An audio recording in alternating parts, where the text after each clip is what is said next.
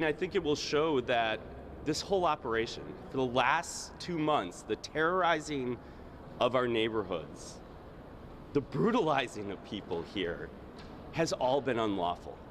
All of the tactics of Mr. Bavino, all of the tactics of ICE have been unlawful in the vast, vast majority of arrests. By this Friday, they need to present to us who they are claiming is a public safety risk of the 615. They identified apparently 12 today that they think, but they had no justification, okay? That's by Friday. That then is supposed to set in motion them to be released, right? He has said, I'm gonna stay that at your request, the process of release, for a week, till the following Friday.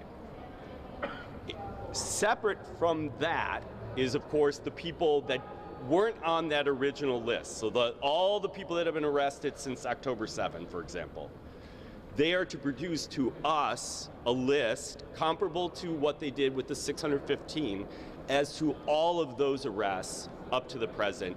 And I believe that was by November 21st.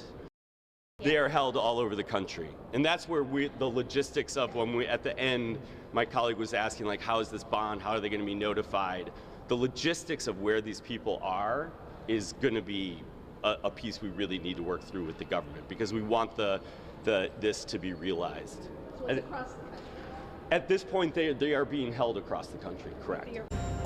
We have a live look for you over the city of Chicago this morning, where there will be an immigration ruling, one's expected at least later today. A federal judge is considering whether to release hundreds of illegal aliens back on the streets who were arrested as part of the immigration blitz in Chicago the past few months or so. The attorneys suing on behalf of the illegal aliens argue hundreds of people were arrested by federal agents in violation of a consent decree in place in the state.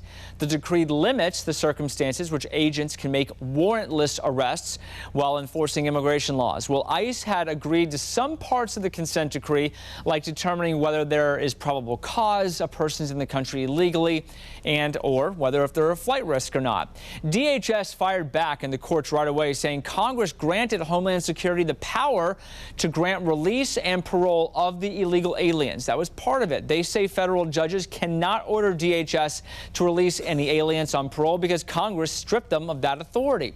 A lot to keep track of. We'll do it for you as this goes through the court system later this afternoon. Jan. Now to Chicago tonight in the immigration crackdown there. The Trump administration now asking an appeals court to pause a judge's ruling that blocks some use of force against protesters and journalists. The ruling bans federal agents from using riot control weapons like tear gas or pepper bullets unless it is a life-threatening situation. And immigration officials just announcing an arrest after someone fired at Border Patrol agents Saturday in Chicago. Now, no one was hurt there, but get this. DHS officials say agents were boxed into a street and as well as an alleyway there when the man opened fire in a passing SUV, then immediately drove off.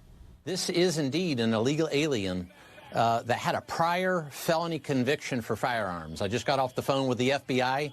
They're doing a fantastic job alongside ATF and Chicago Police Department to wrap this case up pretty quickly. Within 48 hours, they already have a suspect. That shooting happening during a violent afternoon for federal agents in Chicago. DHS saying protesters threw paint cans and bricks from rooftops above at Border Patrol vehicles. You see the damage in the pictures we're showing you here. It got so bad, in fact, Chicago police had to evacuate the area. 9 people were arrested on